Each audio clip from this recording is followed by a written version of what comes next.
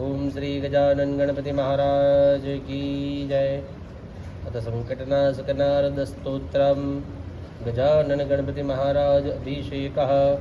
ओम नारद उवाच प्रणम्यं दीर्घदेवं गौरीपुत्रं विनायकं भक्तावासंस्मरे नित्यमायुकामार्धसिद्धये प्रथमं वक्रतुण्डं च एकदन्तं च द्वितीयकं तृतीयं कृष्णपिङ्गाक्षं गजभक्तं चतुर्थकं लम्बोदरं पञ्चमं च षष्ठं विकटमेव च सप्तमं विघ्नराजं च धूम्रवर्णं तथाष्टमं नवमं भालचन्द्रं च दशमं तु विनायकम् एकादशं गणपतिं द्वादशं तु गजाननं द्वादशेतानि नामानि त्रिसन्ध्यं पठन्नरः न च विघ्नभयं तस्य सर्वसिद्धिकरं परं विद्यार्थे लभते विद्याधनार्थे लभते धनं पुत्रार्थे लभते पुत्रान् मोक्षार्थे लभते गतिं जपेत गणपतिस्तोत्रं षड्निवासं फलं लभेत् संवत्सरेण सिद्धिः च लभते न त्रिसंशय अष्टभ्यो ब्राह्मणेभ्यश्च लिखितवायुषमर्भये तस्य विद्या भवेत् सर्वा गणेशस्य प्रसादितौ एकदन्ताय विद्महे वक्रतुण्डाय धीमहि तन्नो